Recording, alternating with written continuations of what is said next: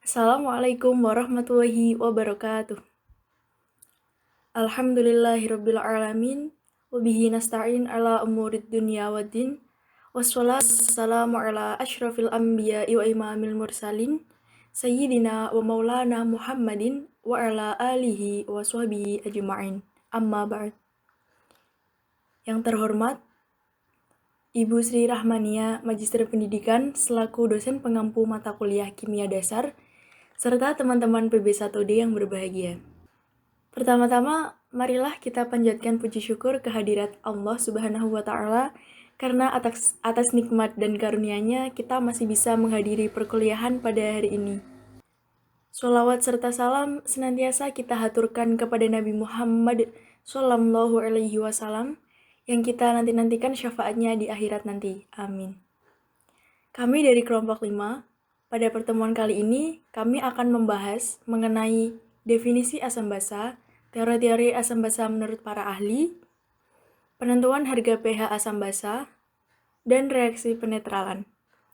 Di sini saya Putri Rabiatul Adawiyah akan menjadi presentator sekaligus moderator sebagai pemandu kegiatan presentasi dan diskusi hari ini, supaya kegiatan pada pertemuan kali ini berjalan dengan lancar. Sebelum kita mulai kegiatan pada pagi hari ini, marilah kita bersama-sama membaca surat Al-Fatihah dengan niat supaya kita diberi kemudahan dan kelancaran dalam belajar, serta diberikan ilmu yang bermanfaat. Allah hadihiniyah bibarakati suratil Fatihah.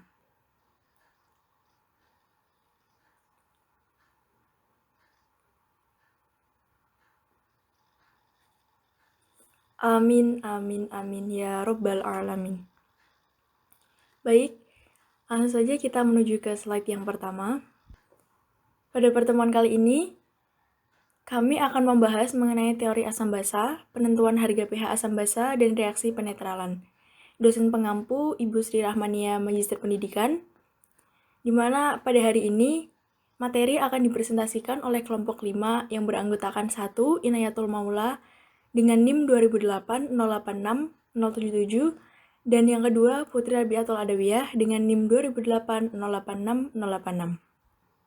Selanjutnya, materi mengenai definisi asam basa dan teori asam basa menurut para ahli akan dipresentasikan oleh Inayatul Maula. Kepada Inayatul Maula, dipersilakan. Tentunya kita semua sudah tidak asing lagi dengan istilah asam basa dalam kimia. Nah, pengertian asam basa itu sendiri apa sih? Asam itu berasal dari bahasa Latin acetum, yang berarti cuka. Jadi, asam adalah suatu zat atau senyawa yang memiliki rasa masam dan pH-nya kurang dari 7.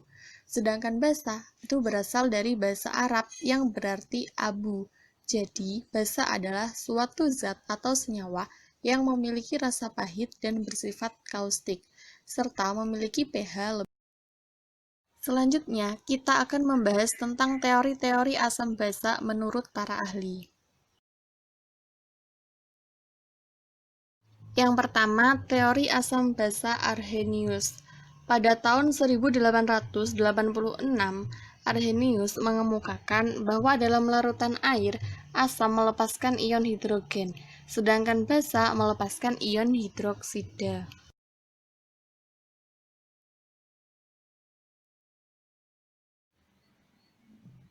Batasan menurut konsep ini adalah pelarutnya itu hanya air. Pembahasannya itu fokus untuk mencari hidrogen, hidroksida, dan konsep pH. Reaksi asam basanya itu akan menghasilkan garam dan air. Untuk lebih jelasnya, mari kita lihat contoh berikut ini. HCl itu dikatakan asam karena menghasilkan ion H+ atau hidrogen, sedangkan KOH disebut basa karena menghasilkan ion OH- atau hidroksida. Nah, jika reaksi keduanya digabung, itu akan menghasilkan garam dan air.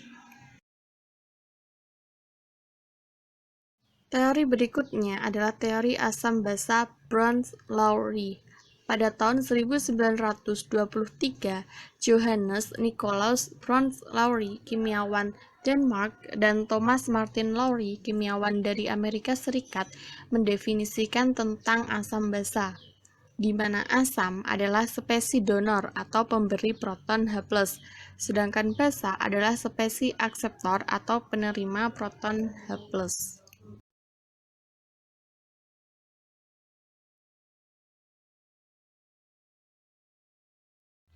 Menurut teori ini, pelarut itu tidak hanya air, boleh air, bukan air, bahkan tanpa adanya air. Nah, dalam konsep ini itu terdapat istilah konsep spesies amfiprotik. Apakah itu? Amfiprotik adalah spesies yang dapat bertindak sebagai asam, juga dapat bertindak sebagai basa. Untuk reaksinya, reaksi asam basanya itu akan menghasilkan basa konjugasi dan asam konjugasi. Seperti contoh, HNO3 dengan basa H2O itu akan menghasilkan asam konjugasi H3O+ dengan basa konjugasi NO3-.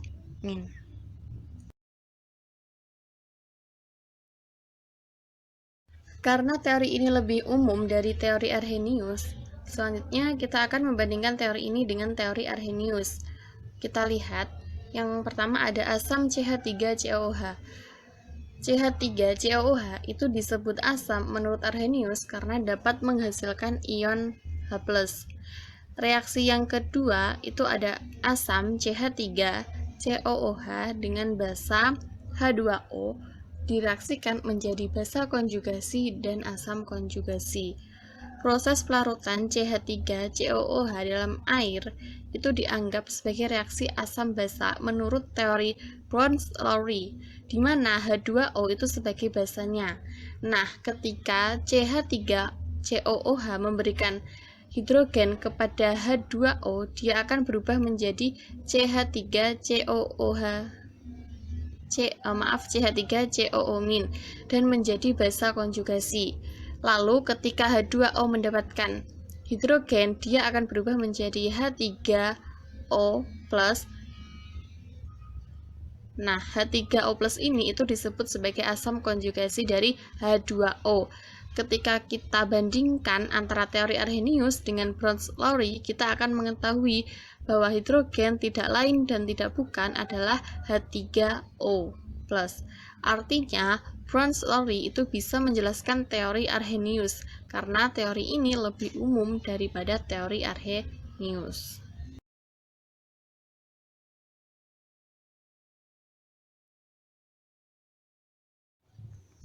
Selanjutnya, teori asam basa Lewis. Pada tahun 1923, Gilbert and Lewis, kimiawan dari Amerika Serikat, mendefinisikan asam adalah penerima atau akseptor pasangan elektron bebas. Sementara itu, basa adalah pemberi atau pendonor pasangan elektron bebas.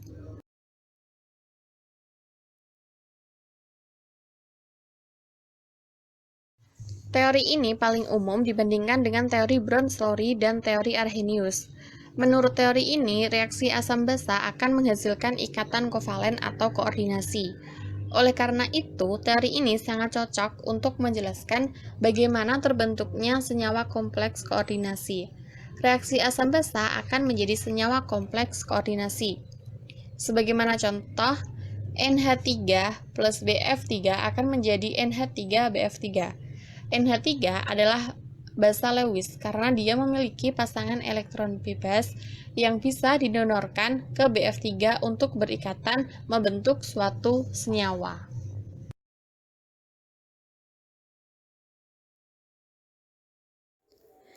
Baik, selanjutnya kita akan membahas mengenai penentuan harga pH asam basa. Tingkat keasaman atau kebasaan suatu larutan dapat dinyatakan dengan pH atau pOH. pH yaitu main log konsentrasi ion H+, sedangkan pOH yaitu main log konsentrasi ion OH-. Jumlah dari pH plus pOH dalam suatu larutan dinyatakan dengan pH plus pOH sama dengan pKw sama dengan 14. Nah, selanjutnya kita akan membahas mengenai penentuan harga pH asam kuat dan basa kuat. Asam kuat mengalami ionisasi sempurna sehingga pH-nya ditentukan dari konsentrasi larutan dan valensi asamnya. Contoh dari asam kuat yaitu HCl, HNO3, H2SO4, dan HClO4. Nah, cara menentukan harga pH asam kuat dapat menggunakan rumus yang pertama, konsentrasi ion H+ sama dengan molaritas dikali valensi asam, dan tentunya menggunakan rumus pH, yakni min log konsentrasi ion H+.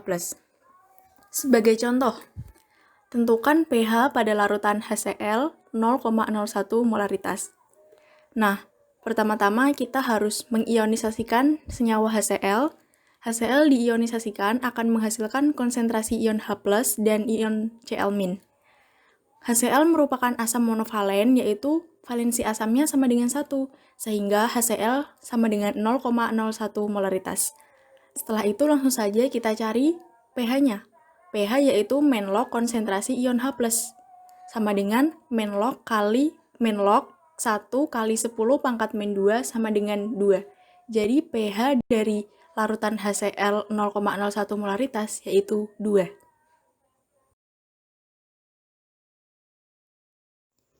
Berikutnya, penentuan harga pH pada larutan basa kuat. Penentuan pH pada larutan basa kuat dihitung dari konsentrasi ion OH-. Konsentrasi ion OH- dihitung berdasarkan konsentrasi basa dikalikan valensinya. Contoh dari basa kuat yaitu LiOH, NaOH, KOH, RbOH, CSOH, MgOH2, CaOH2, SrOH2, dan BaOH2. Penentuan pH pada larutan basa kuat dapat menggunakan rumus yang pertama, konsentrasi ion OH- sama dengan molaritas dikali valensi basa. Kemudian untuk mencari pOH, menggunakan rumus pOH yaitu min log konsentrasi ion OH-. Dan untuk mencari pH, menggunakan rumus pKw min pOH sama dengan 14 min pOH. Sebagai contoh, tentukan pH untuk larutan NaOH 0,02 molaritas. Nah, larutan NaOH memiliki molaritas 0,02 atau 2 kali 10 pangkat min 2 molaritas. Kemudian NaOH kita ionisasikan menghasilkan Na+ dan OH-. Larutan NaOH memiliki valensi basa 1. Kemudian konsentrasi ion OH- sama dengan 2 kali 10 pangkat min 2 molaritas. Dan untuk mencari pOH yaitu min log konsentrasi ion OH- sama dengan min log 2 kali 10 pangkat min 2 sama dengan 2 min log 2. Dan untuk mencari pH-nya menggunakan rumus pKw min pOH sama dengan 14 min 2 min log 2 sama dengan 12 plus log 2.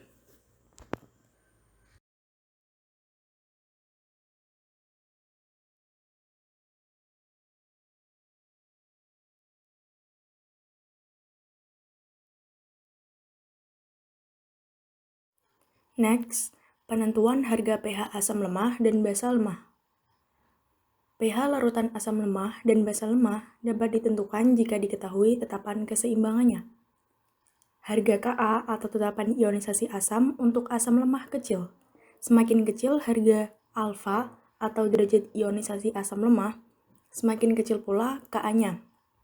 Harga Kb atau tetapan ionisasi basa untuk basa lemah kecil.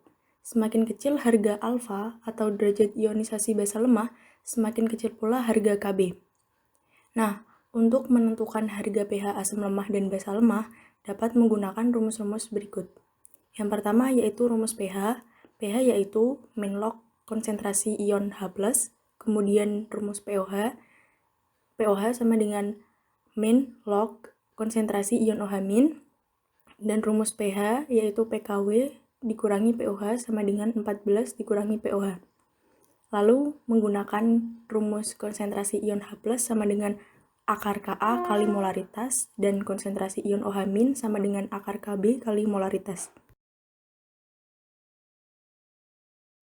Supaya lebih jelas, mari kita lihat contoh penerapan soal pada asam lemah. Diketahui CH3OOH 0,05 molaritas dengan Ka-nya 1,8 kali 10 pangkat min 5. Nah, pertama-tama kita menggunakan rumus konsentrasi ion H+ sama dengan akar Ka kali molaritas. Kita masukkan saja Ka-nya tadi 1,8 kali 10 pangkat min 5, dan molaritasnya 0,5, maka dikalikan 0,05,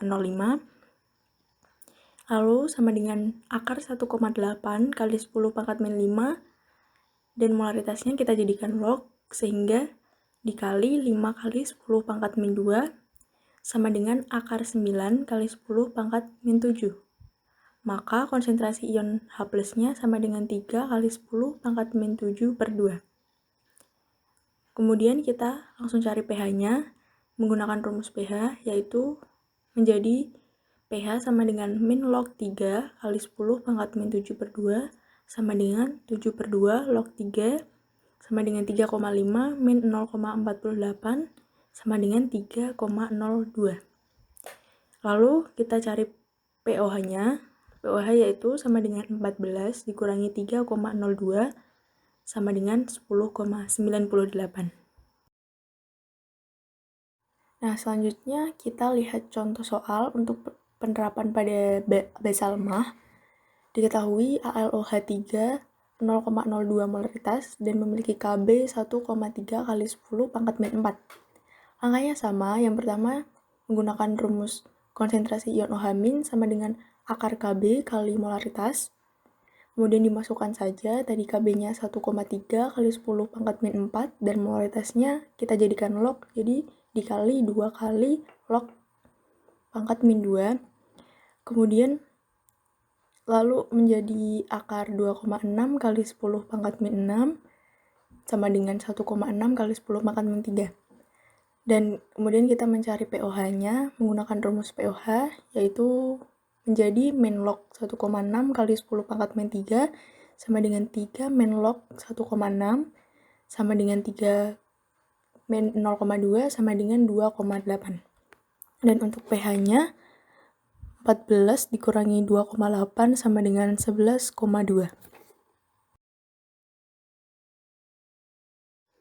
Selanjutnya kita akan membahas mengenai reaksi penetralan. Untuk mengetahui secara lebih lanjut, mari kita simak pada slide berikutnya mengenai apa itu reaksi penetralan.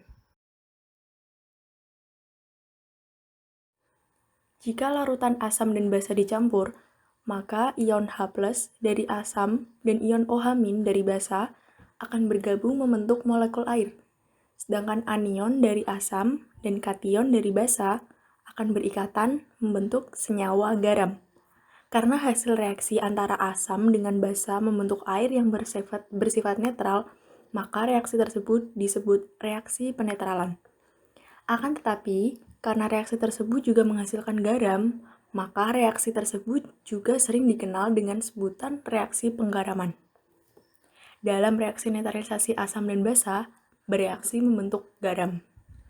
Contohnya, yang pertama, ada HCl dan NaOH direaksikan akan membentuk NaCl dan H2O. Kemudian yang kedua yaitu ada H2SO4 direaksikan dengan 2NH4OH akan menghasilkan NH4,2SO4 plus 2H2O. Dan yang ketiga ada 2CH3COOH plus BaOH2 direaksikan akan menghasilkan CH3COO2Ba plus 2H2O. Nah, walaupun reaksi asam basa disebut reaksi penetralan, tetapi hasil reaksi itu atau garam tidak selalu bersifat netral, melainkan tergantung pada kekuatan asam basa yang membentuknya. Jika larutan asam dan basa dicampur, maka sifat garam yang terbentuk ada 3 kemungkinan, yaitu kemungkinan yang pertama, jika asam kuat direaksikan dengan basa kuat akan menghasilkan garam netral. Kemungkinan yang kedua, jika asam kuat direaksikan dengan basa lemah akan menghasilkan garam yang bersifat asam. Dan kemungkinan yang ketiga, jika asam lemah direaksikan dengan basa kuat akan menghasilkan garam yang memiliki sifat basa. Nah, reaksi penetralan dapat digunakan untuk menetapkan kadar atau konsentrasi suatu larutan asam atau basa. Penetapan kadar suatu larutan ini disebut titrasi asam basa. Titrasi asam basa merupakan suatu prosedur yang dilakukan saat kita ingin menentukan kemolaran atau kadar suatu asam atau basa berdasarkan reaksi netralisasi. Itulah tadi pembahasan mengenai definisi asam basa, teori asam basa, penentuan harga pH asam basa, dan reaksi penetralan dari kelompok 5. Kami mohon maaf jika ada tutur kata yang kurang berkenan di hati, dan kami juga mohon maaf jika dalam penyampaian materi kita masih ada kekeliruan dan kesalahan, karena manusia adalah tempatnya salah. Dan semoga apa yang kita pelajari hari ini bermanfaat bagi diri sendiri maupun orang lain. And thanks for your attention. Wassalamualaikum warahmatullahi wabarakatuh.